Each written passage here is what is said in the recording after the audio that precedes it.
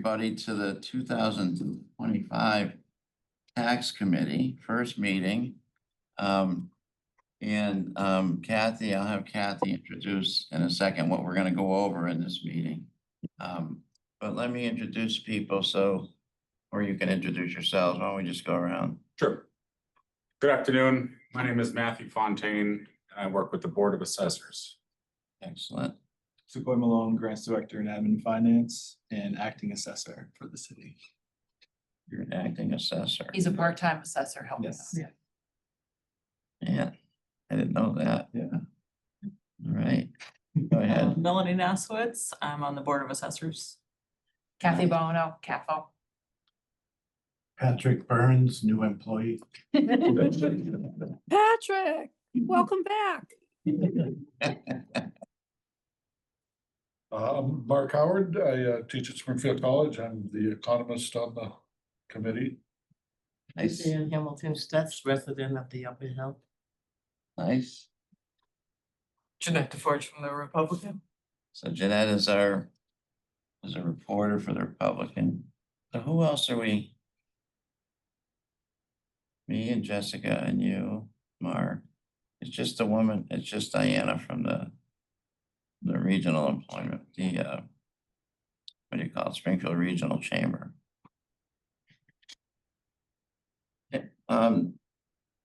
Yeah. Daisy or Sean, do we definitely have an acceptance from her?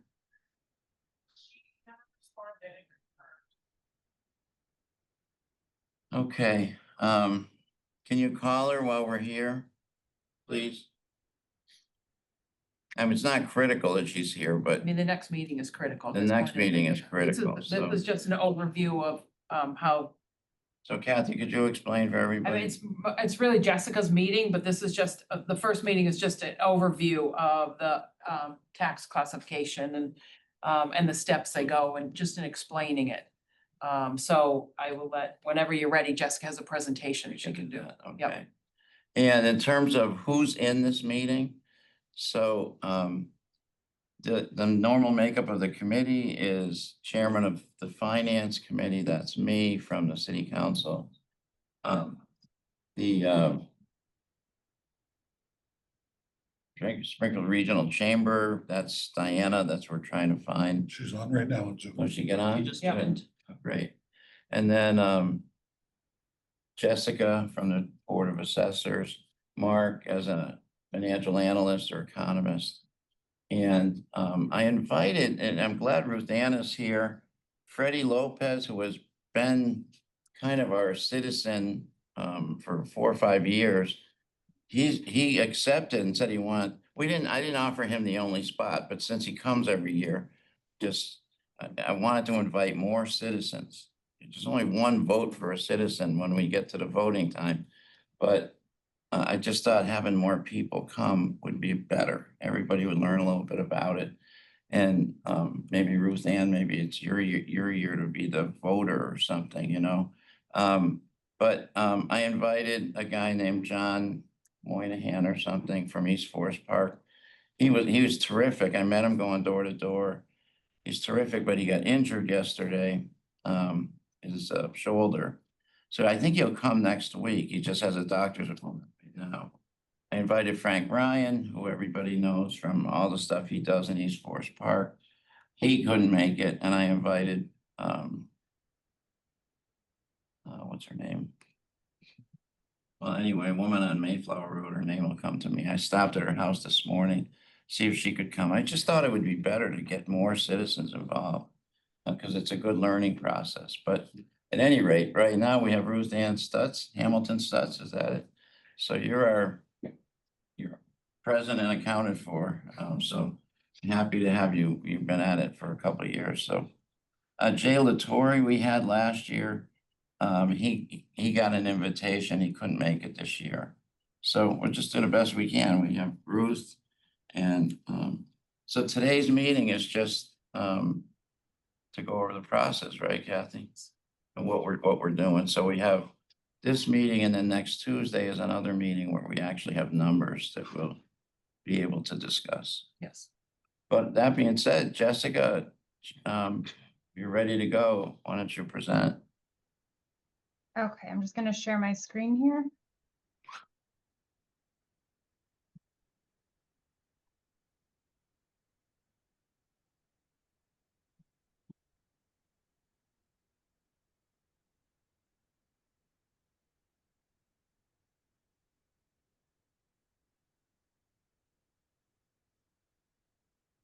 Okay, can you see that? Yes. Perfect. Okay, so as Kathy said, this is just an informational meeting to go over the process of the tax classification hearing.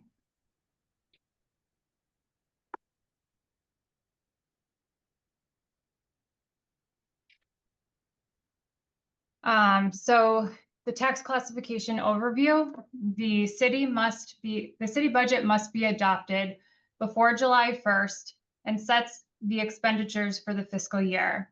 The fiscal year 26 budget was adopted on May 29th of 2025. The final levy is established once the DOR approves our value and new growth. The city council must determine the percentage of the tax levy to be paid by each class, and that's residential and CIP or commercial industrial personal property. And the review and final certification of the selected factor by the Department of Revenue is required in order to timely generate the third quarter tax bills.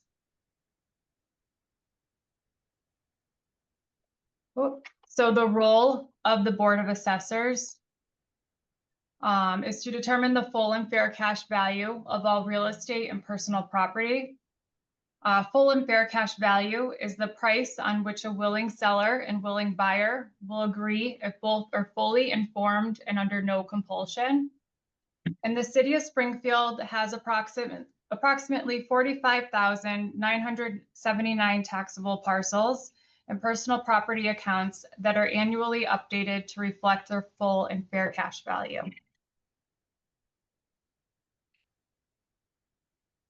Is that a growing number? It is. We've seen a slight increase every year, and that's new personal property accounts added.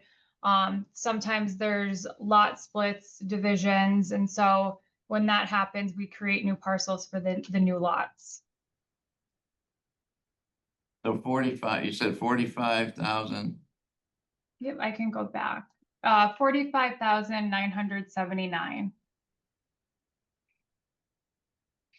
Okay, thanks. You're welcome.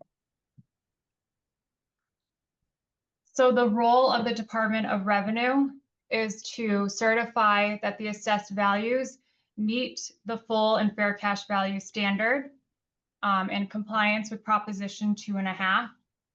The DOR certification of assessed values occurs once every 5 years, and Springfield's last certification was done in fiscal year 23. The DOR requires that all municipalities update their values every year to reflect full and fair cash value, and these are called interim year adjustments. They're done between the certification years. Assessors must submit documentation, including all real estate sales and values, to the DOR to ensure compliance with full and fair cash value. The role of the Tax Classification Committee. So the purpose of this committee is to provide a tax factor recommendation to the full city council. The tax factor is what the city council must vote on and ultimately determines the amount of the levy to be paid for by each class of property. The tax factor determines the final tax rates. The penny sheet is not available yet because we do not have final approval of our FY26 value or growth. So that will be available at the next meeting. So is that, you're working with DNR on that? Yes. DOR, excuse me, DOR. Yep. So is that a kind of a back and forth where you talk with them every day or? It is. We submit everything to them and they review it and come back with any questions they may have on anything. Okay. So the key assessment dates for fiscal year 26, the fiscal year runs from July 1st, 2025 through June 30th of 2026. The valuation date is January 1st of 2025, and the physical status date is June 30th of 2025. And what that means is Springfield is a Chapter 653 community, so that allows us to assess additional buildings and other things that are affixed to the land between January 2nd and June 30th, as if the additions were part of the real property on January 1st.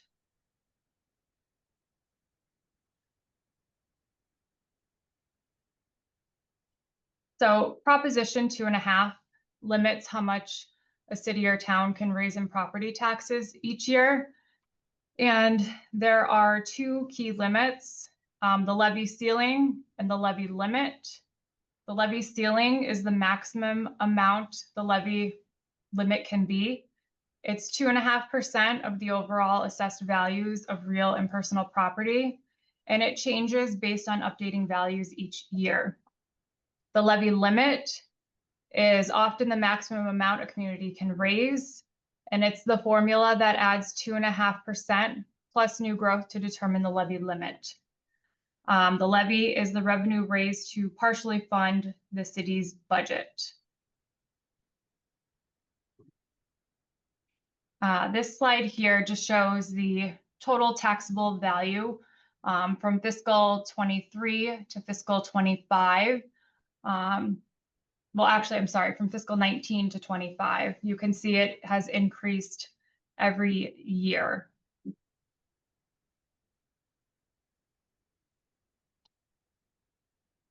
I'm sorry, what's the CIP again? That is commercial, industrial, personal property. Okay, thank you. You're welcome. So this slide shows the effect of shifting the levy in fiscal 25. And on the left pie chart, you can see how the total taxable value is broken down. So 77.25% residential and 22.75% CIP. And this is just a reflection of how that property was distributed last year. And then on the right, you will notice that due to the shift, residential properties were responsible for 60.18% of the tax levy, and CIP properties were responsible for 39.82%. When you say we're responsible for that, Jessica, what do you mean by that? So because of the shift in the levy, residential properties, even though they made up 77.25% of the total taxable value, they only paid 60.18% of the total levy, because we shifted more of the burden onto commercial, industrial, personal property. Okay.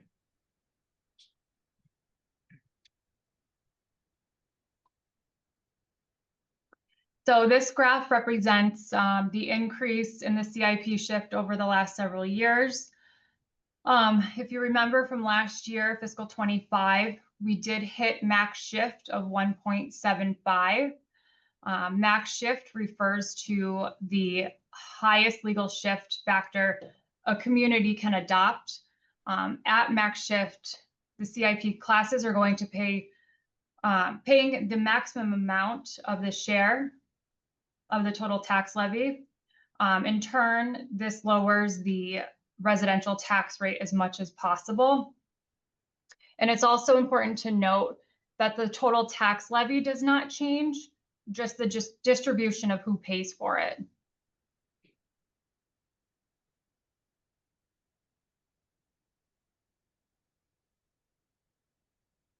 So this just shows the average single family tax bill over the last several years.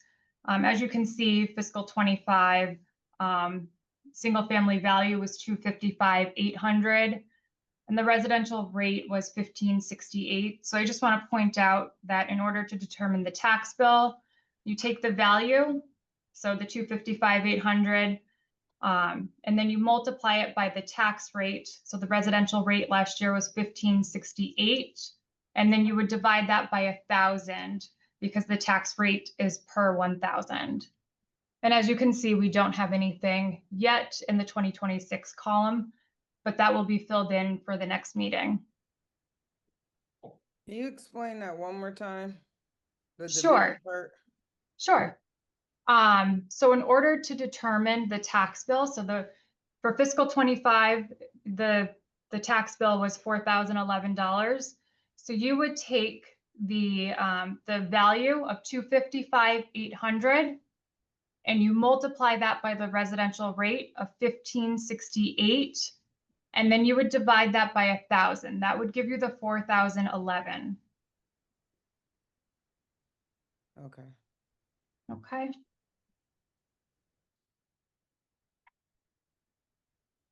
So these are some personal exemptions. These are statutory exemptions by law that we have in the city of Springfield. So we have clause 41C, which is for people over age 65. There are asset and income restrictions. So if someone is married, the income cannot exceed $45,344, and the assets cannot exceed $55,000. If someone is single, the income cannot exceed $30,229, and the assets cannot exceed $40,000. Back in fiscal 23, we lowered the age from 70 to 65.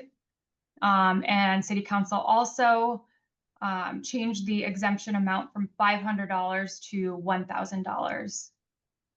Clause 17D is for people who are age 70 or older or a surviving spouse. The asset maximum to qualify for that is $40,000. And that exemption amount is $175.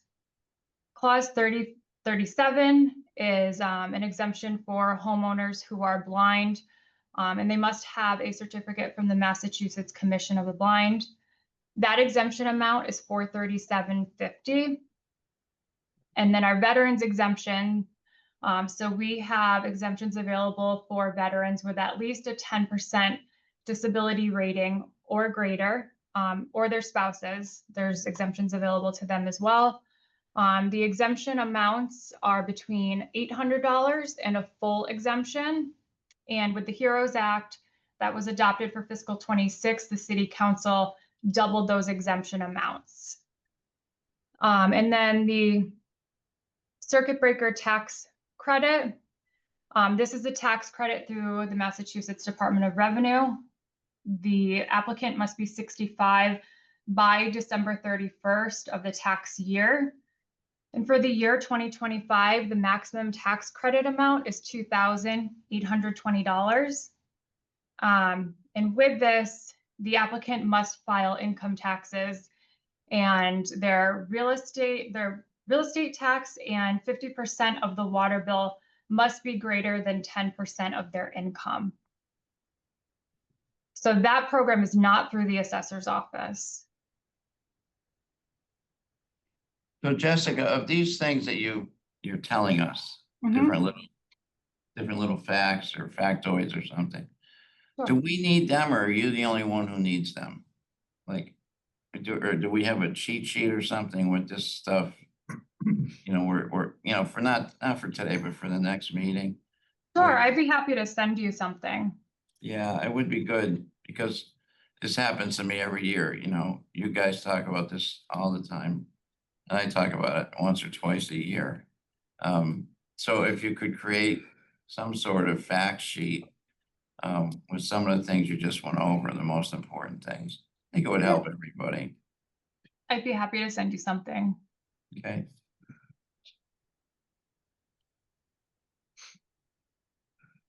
So this is our proposed targeted tax relief for fiscal 26. This is under Mass General Law, Chapter 60, Section 3D. The City Council voted this in, I believe, last year. And what this does is creates a donation-supported fund to assist people who are low income and either elderly or disabled with their real estate taxes. It creates a taxation aid committee to define elderly, disabled, and low income. And the eligibility and amount of assistance will also be determined by that taxation aid committee. They also voted to submit a home rule petition to legislation. And the home rule petition will allow the city to fund the donation statute in addition to receiving donations through residents or businesses or what have you. The mayor has already made a commitment to fund the program with $1 million if the home rule petition is approved. And I believe it is currently in the third reading. So hopefully we'll get some news on that soon.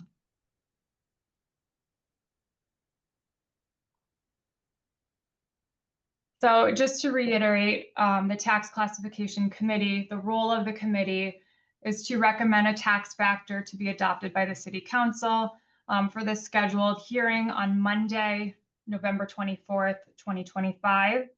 Again, the tax factor determines the amount of the levy to be paid for by the residential class and the commercial, industrial, personal property class. Once the Department of Revenue certifies our values and new growth, we will send out the tax rates prior to our next meeting. And our next meeting is scheduled for Tuesday, November 18th, I believe at the same time, 3 p.m. So I'm happy to take any questions. You know, everybody knows everything they need to know. Ask her whatever. If I may, Mr. Chair. Counselor Yeah, Novak. go ahead. Yeah. Hi, thank you so much, Mr. Chair, for having this meeting, and thank you, Jessica, for that information. And I feel like we hear this information every year. I hear about the programs that our residents, our low-income residents are eligible for. And I'm always concerned about our residents in the city when it comes to property tax time. I know that the budget was adopted back in June, July. I know I voted no for the budget because it increased the budget to almost $1 billion. And,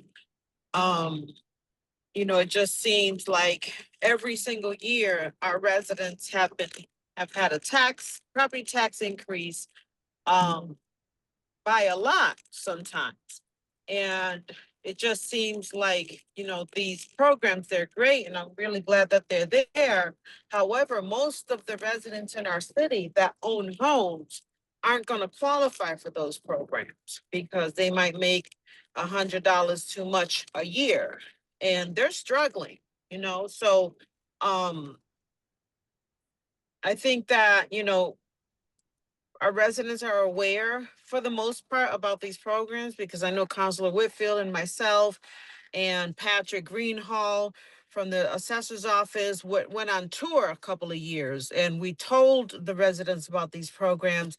And that's what the feedback that I got is that, okay, that's great you have these programs, but we don't qualify for them, you know? So I'm hoping that this year we're going to be able to do something. I'm not sure if you all were aware of the press release I sent out yesterday that should benefit veterans, but I want us to be thinking about the residents in our city, not just the low income residents, because a lot of times, you know, they have the programs, as we can see, right?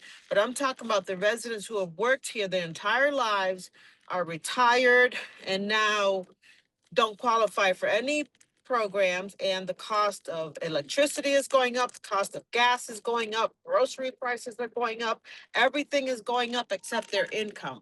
And now, of course, property taxes are going to go up. And, you know, we have to start thinking creatively on how we can kind of slow this down for some of our residents. You know, I wish there was a way for us to increase the income somehow, but we no longer have unions everywhere, so that's not going to happen. Corporations aren't going to all of a sudden become generous and start paying their employees what they should be getting paid. So, you know, we have to find something that is going to work for everybody. Those are my comments for today. I know that you guys love it during this season when I start talking about this, but I've been talking about it all year, honestly. And I did bring, I think, 15 residents to City Hall a couple of years ago. You all heard their testimony. You saw the tears of some of our residents crying because they're not going to be able to afford their property tax and heat their house. So they're confined to one room because that's the only room that they can be warm in, because the house is not going to be heated. So we need to start thinking about that and finding ways that we can be responsive to our residents. Thank you, Mr. Chair. Hey, thank you, Counselor Govan. And Counselor Davila? Thank you, Mr. Chair. Good afternoon, everybody. Jessica, thank you for your presentation. I have some quick question. I believe you say that we have 45,979 taxable parcels. Is that correct? Correct. Now, I believe you also say that there's some new growth in there, that number has been going up. I think Councilor Allen had a question as to how many, if the number of parcels was increasing annually, and the answer to that was yes. And that's because, you know, we have new personal property accounts, or just off the top of my head, if there's a lot that is going to be split and developed and they're going to build a house on two, things like that. So those are reasons why the number of taxable parcels are increasing annually. Now, Jessica, would you happen to know about how much it has increased? Bear with me one moment. And what does that translate into a qualitative amount in dollar amount? I'd have to get back to you on that. I can have that information at the next meeting. So you would like to know how many new parcels? Yeah, how many new parcels, and then what's the concrete dollar amount that we are going to benefit from? Okay, When I say we, I mean the city, of course. sure. Okay. Thank you, Jessica. So Jessica, I also believe that somewhere I heard that the CPI or the tax factor has been shifting towards the business for years. Did I hear somewhere that we're reaching the max on that for the businesses? Yes, so last year we went to max shift, And what is the max shift? 1.75. I can go back to that slide so you can look at it. So does that mean that this year we cannot go any higher than that? That's correct. So is that another way of saying that the residents are gonna bear more burden this year? So this means that we cannot shift any more burden onto the commercial, the CIP. And so where are we gonna shift the burden to? This is just, there's nowhere left to shift the burden. We're at the max shift. It doesn't. Kathy, where are we gonna shift the burden to? It stays, we're not shifting it back to the residents. It's just more of the residents' responsibility is gonna stay there. We no longer, and this was a big thing last year, and we pointed out to everyone, we are going to max shift this year. So everyone knew last year we went to max shift. So it's not that we're shifting more back on to the residents, it's just we alleviated some every year. We've done a little. We can't do that this year. We're at max shift. We're gonna go to max shift. We're gonna shift as much as we can, to 1.75. We can't do any higher. And that For was the a big thing businesses. last year. But I'm not sure if I understand you, Kathy. So when you say the money has to come up from somewhere, Correct. Instead of more percent taking from residents to businesses, it's gonna stay with residents. But we're not shifting it backwards. when you It's the say. same percentage It's this good. year as it was last year. Right, it's gonna be the same. That's what I was gonna say. So you say that the residents' percentage is not gonna increase, It's gonna be the same as last year, the percentages. We can't shift anymore. but most likely because of the price values and what have you, there will be some. All the values have gone Yeah, up. Yeah, but the values, well, I mean, we're still waiting for them, but we're assuming the the property values have gone up. I mean, we're all watching the home sales, et Yeah, cetera. And I do believe, if I recall correctly, the average price has been going up with the average property tax like 150 to 190 a year for the single family home. I I believe believe so, somewhere in there. something around there, yeah. And so finally, might as well just ask you, Kathy. So Jessica talked about the mayor's target tax relief, of course, and I know that there was a press release sent out recently, and I think it's a good thing, anything to help out. I just want to reiterate again that this is not going to replace the pilot program. We're going to have those two tools in the toolbox to play with. Yeah, oh, yeah. Oh, you're asking me to Yeah, confirm that? yeah. Oh, no, it's not replacing the pilot. We had spoke with the pilot committee and you as far as when we enter into new pilots, maybe some of that money can be directed toward the targeted tax, but that was just in talking. We are sending out, when we send out the tax bills, we are gonna put on the tax bills a donation that you can check a box and you can donate to this fund. But the big is the home rule that we're waiting for to be passed at the state level. Right, and that's This in the is not third reading. replacing, Okay. this is not replacing the pilot, program, no comment. Right, so that's the big key. I want to, there's no. Yeah, no, replacement. we're Okay. not taking. And the pilot program. finally, I think that bill is in the House in the third reading, I believe. It's the third reading, Third yes, reading, yes, okay. yeah. And Kathy, my last question is, where are we, if you know, with the policies and procedures?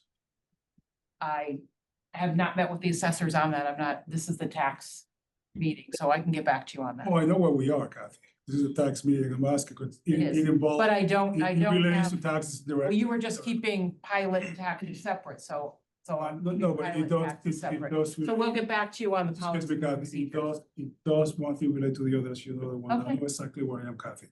And so, so the answer to my question is, you don't know where we are with the policy and procedure. I don't, is that? Is that what you're I saying? have to, right now, I haven't had a meeting with the assessors. We've been focused on the tax rate, Sure, so I will yeah. meet with the assessors and we'll get follow back to you. I will follow up with Yep. you on the video. Thank you, Kathy. You're very sweet, very kind. That's it. Thank you, Mr. Right, thanks, Counselor. I got two, I got Tracy and Diana Zinal. Diana, would you like to go My first? hand was up before Diana's, so Okay. I would like to go next, if you don't mind, Mr. Chair. Okay, go ahead. Thank you. Jessica, this is a great presentation. I love the way you break it down. It's easy to understand. So I do have a couple of questions about the shift rate. Can you go back to that screen for me? Sure, Thank you. you're welcome. Is this the screen? Yes, this is the screen. Okay. How is the maximum shift determined? Do we know that? So the state determines the maximum shift. Oh, the state determines the maximum shift. So from 2025, so from 2025 shift to 2026, there has been no changes to the shift rate? From, well, we are at max, we were at max shift last year. I'm assuming that we'll probably be at max shift again this year. But do they like update the shift on an annual basis? No, No, this is just it, and it never changes no matter how high the values of the properties go throughout the state? that's correct. Okay. Is there any type of law or anything that we can read up on regarding this shift that you know of? In terms of, The shift rate, because it's like I can't understand, like, if we're gonna keep having increases in value of property, that the maximum shift rate will always stay the same. That Yep. doesn't logically make sense to me. sure. So I can send you something on this. I'm sure there's information on the DOR's website. Okay. But if you have anything, or if you can find anything, that'd be helpful for me. And Sure. then I wanted to shift over to Kathy Bono regarding the pilots. Have we, let me see. So there's 14 pilots right now. Am I correct? I think I heard that. I think so. I don't have the number off the top of my head right now. Maybe, I don't know if Jessica knows exactly how many. Okay. I believe, yes, it's 13 or 14. Have any of them paid in 2025? I'm sorry, what was that? Have any of them paid in 2025? Yes, Have all of them paid in 2025? yes. Okay, and so if they've all paid, do you know how much of that pilot funds will go toward decreasing the tax rate? Because that was one of the purposes that the pilot committee came up with, that some of the funds in the pilot will go toward decreasing the taxes for our residents. So have that been determined, like how much of that funds? So that, counselor, was any new pilots. We're going to, the pilots we're into now, the current ones are used to, in the general fund and goes right into general fund revenue. That was gonna be once we put through the new program that Counselor Davila is working on. And any new pilots that we enter, and one of the options that Counselor Davila was working on was maybe putting some of that pilot money toward tax relief. Right. Kathy, and- could one of you, the ones he's could you looking explain what a pilot is? Or not- Payment in lieu of taxes. It's, Yeah. If a nonprofit purchase a property, nonprofits technically do not have to pay taxes on those properties. So they enter an agreement called payment in lieu of taxes, and that's what a pilot is. Kathy, Kathy or Jessica, do you know how much revenue that generated, the pilot agreements? The current ones? I don't have that number off the top of my head, Tracy, or Counselor Whitfield, I'm sorry. I'd be happy to get that to you for the next meeting as well. Mr. Chair, if I'm not mistaken, Councilor Whitfield, if I may, I think the average annual yield is $300,000 a year. 300,000? Correct. From the pilot On the program. pilot program. And it On goes the right to the current, on general. the current one? And it goes to the general fund, yes, correct. But it goes to the general fund by law, if I'm not mistaken, right, Kathy? Mhm. Yes. It's by law, but by law, so how is the new pilot program? If the pilot's gotta go to the general fund by law, how's the new pilot program not gonna have to go to the general fund by law? I'm gonna pass it on to Kathy in a second, to the chair, if I may. Yeah, go ahead. To Kathy in a second, but I do believe that that money will have to go to the general fund anyways. What I do know is that we could potentially, according to what we have estimated, we could get up to maybe $20 million in new revenue, perhaps. But Kathy, how will that? And that will, Yeah.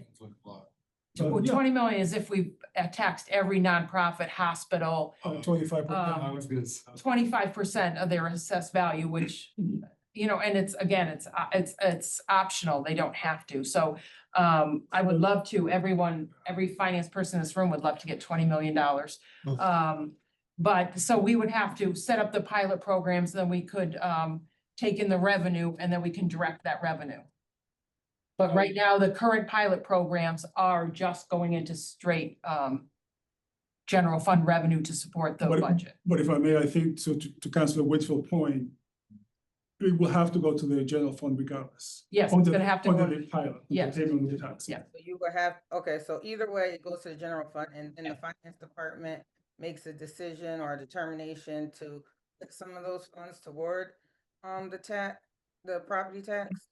And that's one option. I know Counselor Davila's committee recommended 3 or 4 or 5 different options of where he'd like to see that money go. It was So that's still a work in process. It was housing trust, it was like 3 or 4. Yeah. So, like you said, it's not guaranteed. There's no way all nonprofits are gonna sign up for the pilot because some are very small and they're not gonna do that. They haven't done it this far. When I worked in finance, I worked on pilots specifically, and we had agreements, and then soon as the market crashed or something, people start losing revenue or organizations start losing revenue, the pilot is the first thing that they're not gonna pay because pilots really have no teeth.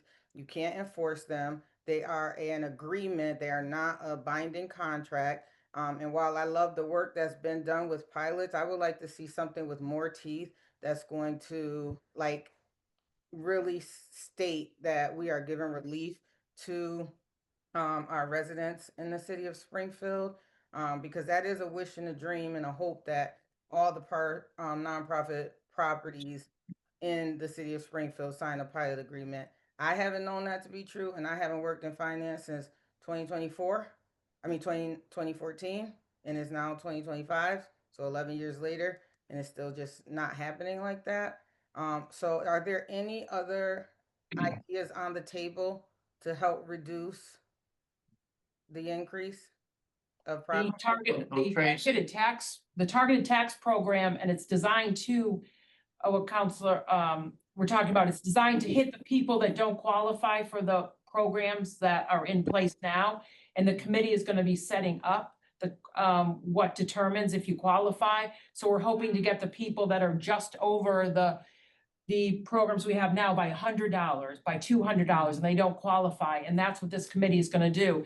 The mayor's made a commitment to $1 million, and we're pushing it, we're trying to push it as fast as we can through the state to get that approved, and it's been approved in another community, so it isn't anything, we're not trying to recreate the wheel there, it's already been approved in a community, so that $1 million, and then we're gonna add, and I don't know how much we'll get, but we are gonna add to the tax bills where taxpayers, businesses, et cetera, can make a donation into that fund. It's gonna be on hopefully the bills that go on in December, there's gonna be a box, check it, and you can send a donation to that fund.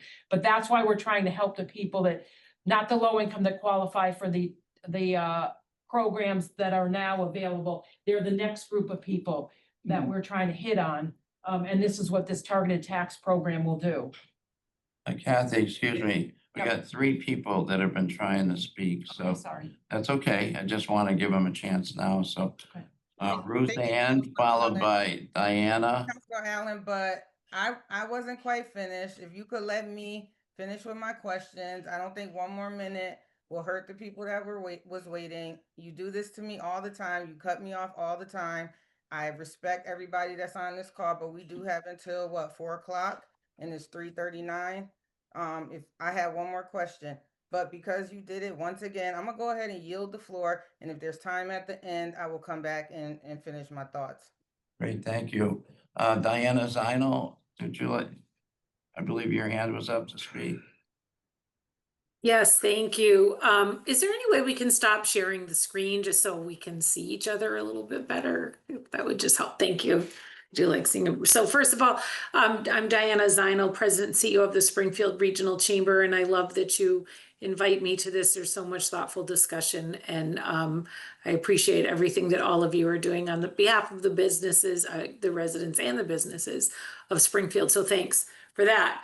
I had my hand up originally just to answer the question that I think was Victor about the split. So the increase in taxes also does go on to the businesses in that extra 1.75%, just for that. But I just, the discussion about how to ease the tax burden, I mean, there's only really a couple of ways to really meaningfully decrease taxes, and one is to decrease spending, and the other is to create new growth.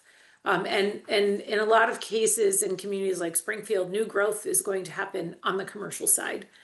So just keeping that in mind, that it really is a delicate balancing act between making sure that residents can afford to live here and are we all want to look out for that, right? But also making sure that we're creating a favorable business community, because ultimately that does create some new growth and create some relief in that tax burden. Okay, are you all set, Diana? I am. Okay, thanks. So next, Ruth Ann, been waiting for a chance to speak. Jessica, I have a question. You said there were 45,979 taxable resident properties. Do you know how many nonprofit properties there are? So that is total taxable parcels, including residential, commercial, industrial, personal property. I believe there is a little over 2,000 exempt properties. That's what you were looking for? Yes, thank you. Yes, you're welcome. Okay, And of that, are you saying that only 14 of them have donated through the pilot program? There are only currently 14 pilots in place. Okay, thank you. You're welcome. You all set, Ruth Ann? Yes, thank you. Okay, sure. Freddie next, Freddie Lopez. There was a statement made, we don't have the certification of values yet, right? We're still waiting on that. So, the last 3 years, real estate for I'm gonna just say single family homes in Springfield went up 25%. This year went down, like across the board. So it's been fluctuating a lot. Like homes that sold for $350 last year are now $299.9, dropped like $50,000. So is that gonna reflect in the values that are gonna be presented? Or are they gonna are you guys gonna figure max value for the year? Because it was a very weird year where it went up and down and up and down. So I guess I'd like to see how you guys are determining the values of the single family homes in the area to make sure that the values are really what they are, just because it fluctuated so much. And then the other thing is, I don't think we should be planning on anything with the pilot. I mean, I think it's a great program, but I think it's in its infancy, and I don't think we're really gonna see too much results for this conversation for this year. That sounds like a next year kind of conversation. So I wouldn't plan on that. That's just my opinion. Or plan on any donations or anything like that. And then, Tracy's question and Zaida, I know they're two of the biggest advocates for the residents that are, stuck in paying these tax bills. It always goes back to the budget. We have to sustain the budget. So we are just here to determine the ratio, but the bigger conversation for the relief is the budget. It's not, it's hard to find it here. And I just want to just keep pointing that out. I was gonna add that as well, what Freddie just said. We haven't had any proposed budget cuts. I don't know, in the last 2 or 3 years with the budget. No counselors have proposed any budget cuts that I can recall. And I know what it's like to do that. Mike Fenton and I and others were involved in a massive budget cut, 10 or 12 years ago. And it's ugly, ugly. The mayor reacts negatively to the whole idea. There just becomes like a kind of contest. But I think Freddie's right. Our budget grows consistently bigger, and I'm not proposing it that I know where to cut, or that even if a cut is right, but these the pilot program and some of the other things we talk about, they're just going to have nominal positive effects. And I will say we cut 2.8 million, roughly 10 or 12 years ago. And the mayor was not happy with us. We got into some back and forth with him, and we ended up restoring $1 million. So the cut ended up to be 1.8 million. So I'm not gonna be around to when the budget comes. I'm not reelected to the council, so I won't be around, but I think that is something that needs to be considered more. And it's hard. Doing a budget cut is brutal. You gotta do all this math, you gotta propose all this stuff, you have spreadsheets galore and things like that.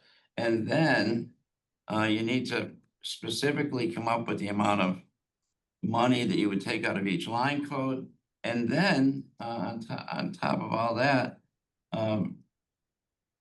you need to propose it kind of by line code, and then you got to get votes. You get 7 votes. So it's a very difficult thing to do. In my time in the council, which is 16 years, I can only remember trying to do it once, and we ended up with a net cut of 1.7, but there's a lot of bad feelings are created when that happens. The mayor, at least at that year, he stopped cutting the terraces, cutting the grass and the terraces and stuff. So it creates not an atmosphere that's fun to work in, but it might be, it's got to be on the table, if nothing else. Yeah, go ahead. I think If you let Tracy. Tracy go there. Yeah, Tracy, why don't you go finish up? Thank you. So, thank you, Mr. Chair. The other question I was gonna ask Kathy is, do we know free cash?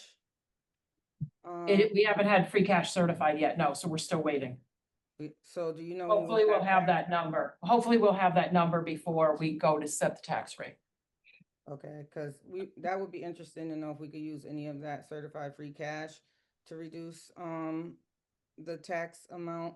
And then since Tim brought it up, I am, as the president of the city council, I will be forming an ad hoc committee to really dig into the budget. I hope that Kathy, Lindsay, and the team will work throughout the whole budget season with this group so that they can really understand the line items, know where there's like some fattiness, and know where we can cut. Also, there's just been rumors around people getting $5,000 bonuses here and there. I don't know how true that is, but we are certainly going to try to find that out. And then another thing that we cannot afford to do is miss grant opportunities like we did with the Parks Department grant. We can't afford to do that. So I'm going to propose that we look into the grants and which ones we're getting and which ones we're not per department, because I know some are written in departments and they have their own grant writers. And I know Kathy, I don't think Sequoia is with you anymore. I think he's with assessors now, but I don't know if we're planning on getting another grant writer in there to make sure that we don't miss these opportunities. Thank you for calling on me next, Mr. Chair. Very welcome. Yeah, Victor. Thank you, Mr. Chair. Now, just real quick, who's the new grant writer? Sequoia is still a grant writer. He's working part-time in the assessor's department. Okay, so He's part-time in ours and he's part-time in the assessors. Kathy or Jessica, or whoever can answer the question between the two of you. So with the targeted tax relief, I'm being hopeful here that it's gonna get passed by the State House, hopefully before December. Once it passes, it becomes law. Can we implement this right away, or do we have to wait until the next fiscal year? Well, Jessica, you can answer it probably. Yep, we can, it's already passed, so the targeted tax relief has passed. So we plan on putting that on the third quarter tax bill in hopes of getting some donations. We're not sure what we're really going to get. And then we're waiting on the home rule petition. And as soon as that passes, we can use that fund of money starting for this fiscal year. Right, so but that's a good distinction. So the target tax relief home rule petition, once it passes in the House, say that it passes in December, we can start putting that into the next cycle for the third quarter. Is that what you're saying? Correct. So it can be applied towards the fourth quarter tax bill. Well, of course, because it's not up on 1 year, we have no idea how much that will yield. Correct. All right, So Mark. thank you. Yeah. Thank Mark, you, Mr. Chair. where do you go? I just had, If I may, Mr. Chair, Pardon I know me? you can't see the Steve. screen. I had my hand up. Oh, I'm sorry. Yeah, the screen is so That's far. okay. Go I know, ahead. thank you. And then we'll Okay, go to thank you Mark. very much. Thank you. So, I heard what everyone said, and I know that this is another, I guess, topic that could be taboo and is taboo. And probably Kathy, you're the one that can probably answer this the best. I've suggested in the past, and I could suggest again in the press release, I suggested that we might be able to use some reserve to help our residents get some relief. I know that, Councilor Allen said that in the past when they've tried to cut the budget, the mayor got mad. I have a ton of constituents mad at me every tax season when the property tax rates go up. And they're angry and they don't like that it has been going up for almost a decade now, back to back to back to back. So I think it's time for us to really start thinking about what it is that we can do. I know that's not what this meeting is for. It's just an informational meeting and I appreciate it. But we need to start thinking about that so we can start doing something about it. And it could be a 1 year relief, because I think, like I said, especially during this time in this country, right? Where everything is unknown. There are some things right now we don't know about healthcare benefits. Those might be going up. They might be taken away, and people are going to have to choose between buying food or buying medication. So our residents are really struggling, and I'm wondering, maybe we need to invite some residents to City Hall again, so that they can express to you how they're living, right? Just like we did 2 years ago. So again, Kathy, maybe put that on your radar somehow so that we can start thinking about it, because I know when we get to set the tax rate, it's going to mean that taxes are going to go up. And we can't shift the burden anymore to the commercial, which I understand. So we need to find some alternative ways to find relief for our residents. Thank you, Mr. Chair. You're welcome. Thank you. Mark, you were next. Yeah, I just had one question and one comment. In terms of the exempt properties, are all of the exempt properties nonprofits? You said you had 14 pilots for 2,000 exempt properties. Are there other exempt properties that are not nonprofits, or are those all nonprofit entities that are reflected in those 2,000 something properties? Yes, so that is for all non-taxable properties. So city properties, state properties, anything that is exempt is included in that number. So a portion of those properties are state and local municipal properties. Correct. So it's a much smaller number, I would assume, that are nonprofits. Correct. So that might be an interesting number just to know if we could have that number. And then in terms of the budget and the way the budget could be cut, other government entities that have tried to cut budgets have the same problem. When you go line item, you're hurting somebody with a line item cut. It's somebody who's grown accustomed to that money, right? And so when you say we're going to cut that money, they're probably going to be against that. And so what some governments have done is put caps on the growth. And the federal government did that years ago under the Clinton administration. You cap the growth rate of the budget at 1% across the board.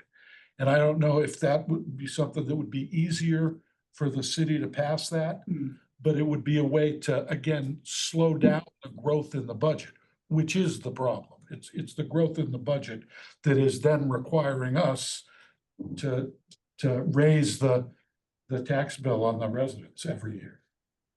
That's an interesting point. I would You have any examples you could bring to us? Well, Now, but There's so many fixed costs. yeah, Like we're required to meet net school spending. There's nothing we can do. Health insurance went up 18%. We can't do that. And I'm throwing numbers out because I don't know, and maybe Lindsay knows them off the top of her head, but our budget went up 56 million, 51 was fixed. So 51 was transportation, health insurance, debt service, like those were fixed costs, pension. You couldn't, so that's what the difficulty, and I know that the council didn't offer any cuts, but it was very difficult to cut. What we're dealing with is it wasn't an easy, like, and I don't want anyone to think, and I'm not sticking up for the council because I never do that, but Thanks. you guys, it wasn't as easy as just saying, okay, we just got to sit down, go through it and make cuts. It's not that easy because there's so much of it is fixed. And then so much is, and most of city employees only got a 2% raise. That didn't even keep up with inflation or anything. So their salaries aren't keeping up. Some people, insurance went up so much that they actually didn't even get a raise. So it's not as easy as going through and saying, we can't find cuts. And we'll be glad to work with Councilor Whitfield to go through it because we spend months and months going line by line. So much of it is fixed. And that's the problem. and again, that's exactly the issue that Right. the federal government has But faced in we the can't past. and say you can't go over this because we have so many fixed costs. And depending on what we get for chapter 70 and what we have to meet for net school spending, I mean, the school went up the most. But one of the things, again, that the other governments have done with the cap is it means you can't hire as many new people and you might have to. Well, we not- actually you might cut have to cut- FTEs. We right. cut 15 full-time employees from this, from. Yeah, the- Kathy, to her credit, I was working with her all last year about trying to cut 10%, no layoffs or anything, Right. just cut open recs, and she did a great job. I mean, She cut we have 15. with them, and I think we've worked with the council, and we will absolutely continue working, and we'll work with Counselor Whitfield going forward, but it's not as easy as saying, the council didn't go through and make any cuts, and they could, the mayor gets mad or anything. It's so difficult at this time to cut, because so much of our budget is fixed. So, Yeah, go ahead.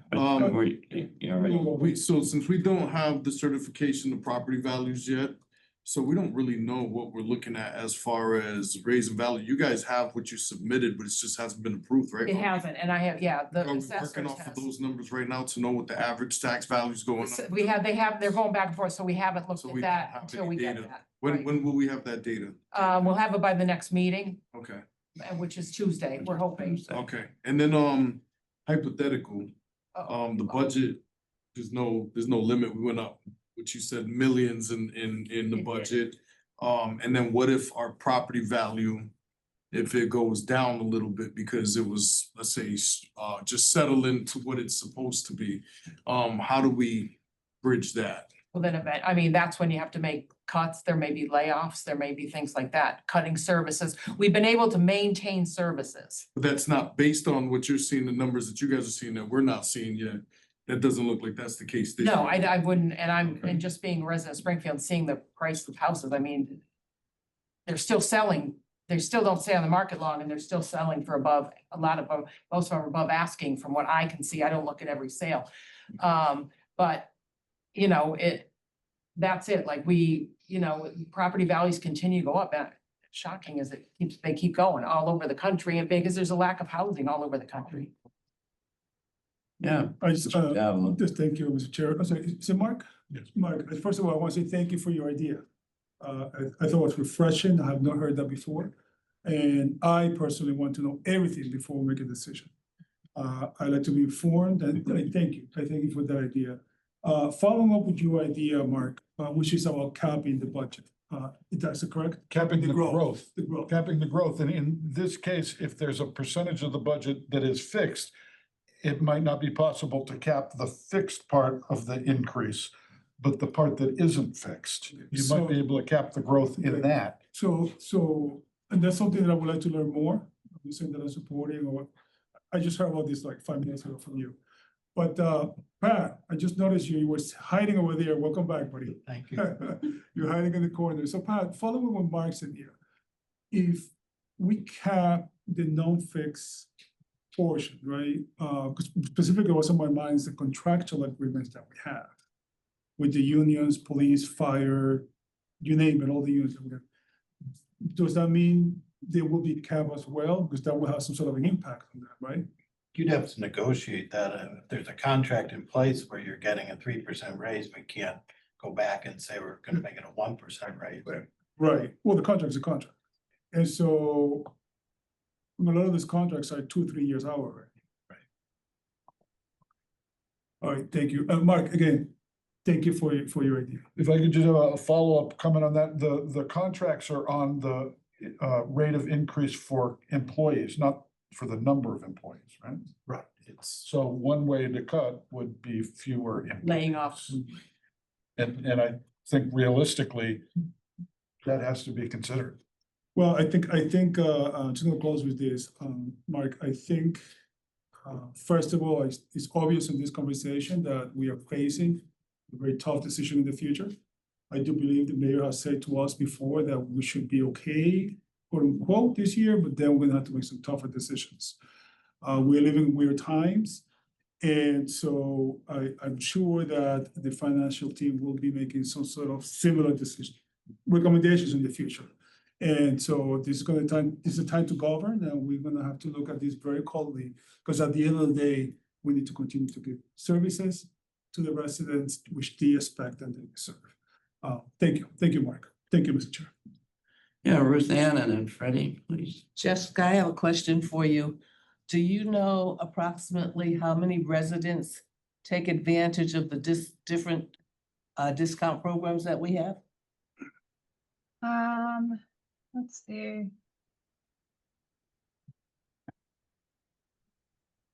That's Renee hand up as well. If I need Diana has her hand. Okay, thank you.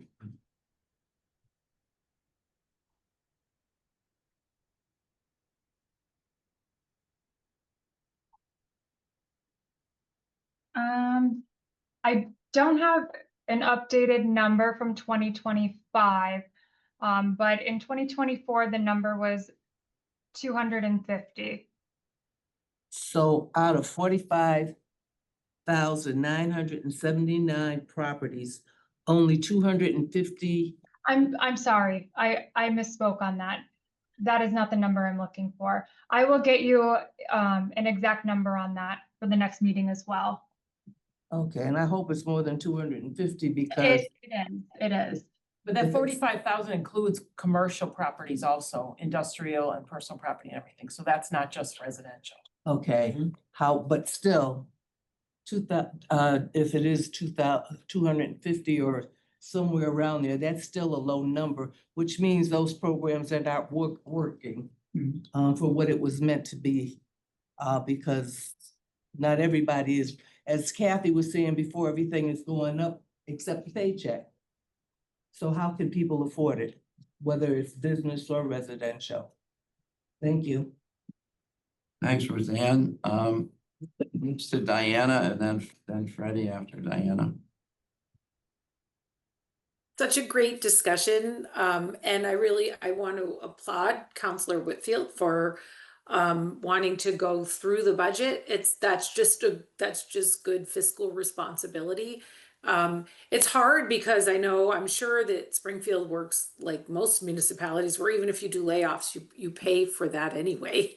So you're giving up the employee, but you're still paying the unemployment insurance yourself. So you kind of lose twice when you do that. So cutting a budget is a tough thing, as Tim mentioned. I was curious, I know someone asked about how many state-owned and city-owned properties there are, and I'm just curious if the city has sort of done an inventory of the properties that they own, and if there are any that they could sell and get back on the tax rolls. I mean, I don't think we're talking about millions of dollars here, but it's, again, I think you get you make progress incrementally. So I'm just curious if there are any city-owned parcels that could be sold. Maybe you put a business on them or something like that, or housing, which we know we certainly need more housing. And then I'm also curious if you know sort of what the status is of tax title accounts. Is that a big problem in Springfield? Are there a lot of delinquent tax accounts, and what does the city do to take care of those and get those cleaned up?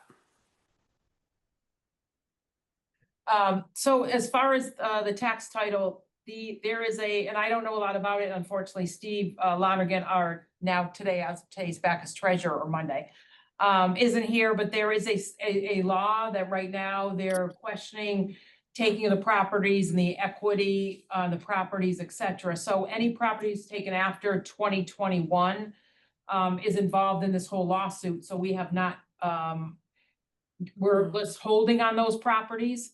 And we're not taking any new properties. They are putting tax title liens on them, but we aren't taking any new properties until they figure out that law. We do have, and I have met with the treasurer's office, and there are some parcels, buildable lots that we do have that were taken before 2021 that we are hoping to put out to some type of an auction after the first of the year. And we have very few houses. I do not know the commercial property list. But it's anything, it has to be before 2021 because everything else is involved in this lawsuit, and the city just cannot move forward until we figure out exactly the steps, because we don't want to put ourselves in a position to have to pay money. So we are looking at a smaller auction in January, but everything else is tied up, and I could get you more information when Steve Lonergan, who handles the tax title property, but unfortunately he's not here today. Okay, thanks. And when someone was asking about a cap on the budget, do you mean in addition to Proposition 2.5? Because that is a naturally occurring cap on the budget. That's a cap on the revenue side, what you can generate, right? Saying you can only generate up to 2.5% of the. Oh, so you're talking about a spending cap. Okay.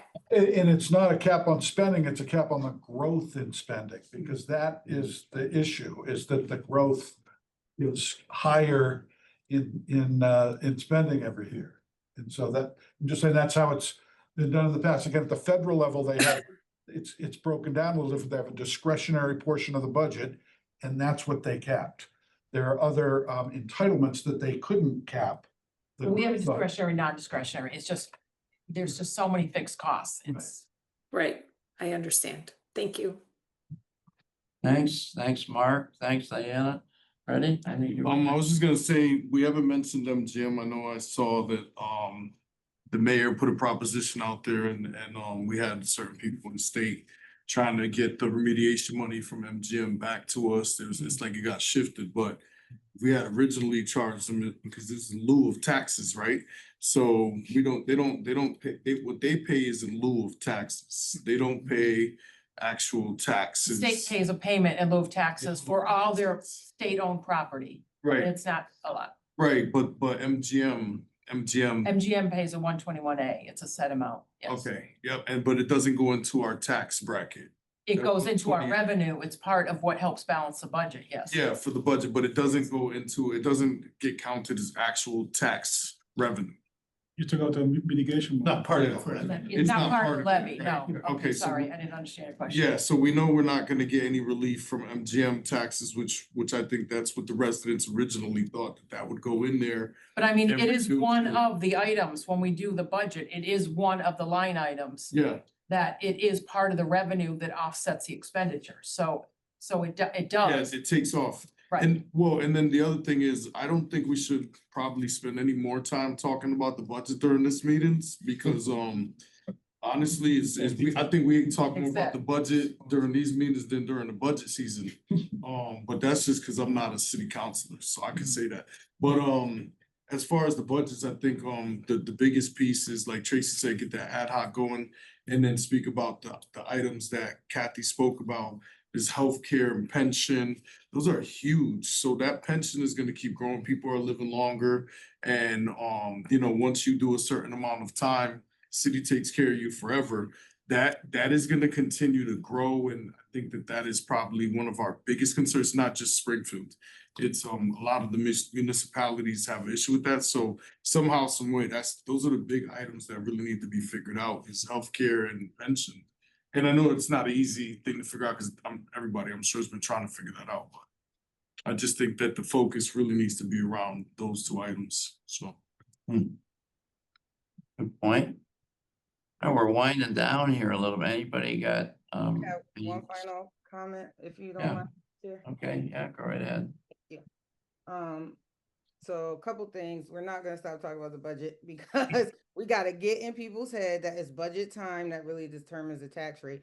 Now, when we talking about, it's gonna be a financial overview committee, not really just specifically focusing on the budget, because there are also ways that we can structurally change the way our departments run right now to get some cost savings. Just working, for one example, just working with the getting building permits and all that, it is a nightmare. It takes forever. And if we could streamline some of those processes, which I'm going to create an ad hoc committee for that too, to streamline processes, then I think that we could win that way. So it's not just, I'm not even talking about laying off or terminating people. That is the last thing I want to do. I worked in finance. I remember when we had to do furloughs and not get paid our full amount. I definitely know how that feels. So I'm not talking about cutting anybody's jobs out. I want to make that perfectly clear. But what I am thinking is when people come in new, underqualified, that they should not be getting top pay in those positions. They can build up to it. They can grow into it. But we have some people that come in and they're at the top of the pay range, which they should not be. I'm not naming any names. I know everybody out here know exactly who I'm talking about as one example, but I'm pretty sure there are more than that. We are going to be looking at those type of things. In addition, there may be some quick wins that we can get on non-essential spending and stuff like that, that we really don't take a deep dive and look into the budget and say, okay, do we have to take as many trips? Do we have to give as many gifts? Although I do want to start a program where we recognize neighborhood councils every year. But I'm just saying there are other ways besides cutting the budget that we can trim the budget and streamline processes. And we got to start looking at that. And we also got to start looking at who's getting the contracts in our city, who are getting all of the contracts and why. We need to start looking at those things. So I just wanted to make clear what may be coming down the pike. But we have to start looking at creative ways to cut our budget. And I would love to have Mark's number because I think that was a great idea as well. Thank you. Sounds good. Thank you, Counselor. It seems like I don't see anybody else wanting to speak, so let's just wrap up with what we need. for Counselor Tuesday. Ron, sorry, can Yeah. I just answer Ruth Ann's question? I have the numbers here. Oh, sure. So there were 1,100 exemptions granted in fiscal 25. And we have in fiscal 25, 26,531 single-family parcels. Thank you. How many You're welcome. exemptions was that again, Jessica? 1,100. Oh, that's good. Okay. Yeah. Sounds good. A lot of great discussion. Thanks, everybody, for being on your game and getting involved in this, because this is probably harder than it's been the last couple of years. So in terms of follow-up, I remember just asking Jessica to put out like a fact sheet or definitions or something. If you could email something around with your best shot at that, that would be great, Jessica. The meeting is Tuesday at 3. Yes. And do we know, will we definitely have what we need in order to carry out with that meeting? We should be, yes. Jessica was talking DOR just today, so that we are planning on Well, it. that's in your court, you and Jessica. That's a Jessica and the assessors. Yeah. Board Assessors. Okay, great. Any other action items that we need to do between now and Tuesday? So we have no numbers, no recommendations, No, this was just a facts how it's done. We're still waiting for DOR to certify everything and come back with the numbers. When you get those, we get that sheet with the Yeah. possible Yes. different splits on it. Yep. Yeah. You can see our committee, we've had some of the same people year in, year out. Freddie knows this kind of second nature a little bit. Mark's been the financial guy or economist for a few years. So we're getting the hang of it. I think we got a lot of good ideas on the table. I encourage you to, Richter, to reach out to Mark and et cetera, to have those discussions. I can track them down at Springfield College for you if you want. No point in Any other questions and anything we need follow-up on? Just welcome So- back, Pat. you. Excited. So just so you know, in terms of the voting, eventually we vote. And I've been adding people, just because I want more people involved in it. So the traditional voting thing is Diana, Mark, myself, Jessica. Those are 4 of the votes on the eventual thing. And the 5th one would be the citizen. And there are several citizens in the room now. Ruth Ann is here, Freddie's here. I had 3 other people from East Forest Park that I wanted, and they couldn't come. I had one guy I thought would be terrific, but he got injured yesterday. I have Frank Ryan, who is a great guy to work with. So I'm just thinking that if either of them or anybody else wants to join Tuesday's meeting, I think we should encourage them to come. And because it's not like we're a club that's just only a few people get to come here. I think we need ideas, and when we get to the point of voting, who's gonna have the citizen vote? Well, we can worry about that. I thought that was Miss Ruth Ann.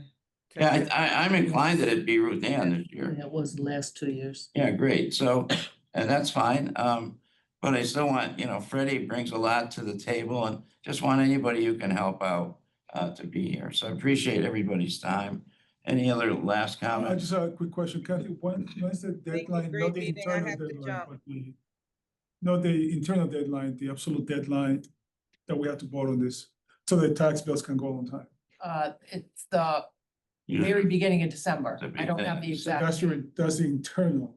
No, that's when it has to go into DOR. I remember voting on this in the second week of December. Yeah, that's the latest we've probably gone, but Kind of the latest, but right, it's due to DOR the first week. Last year, we voted it the Monday before Thanksgiving, just like we did this year. We're doing it this year. But it's due to DOR in I don't have the exact date and I'll get that for you, but it's the first week of December. It You know everything. What's the exact date, buddy? I forgot a lot, Good answer, good answer. all right, everybody, Tuesday at 3 in here. Thank you for your time and your input. Appreciate it. Thanks. Thank y'all.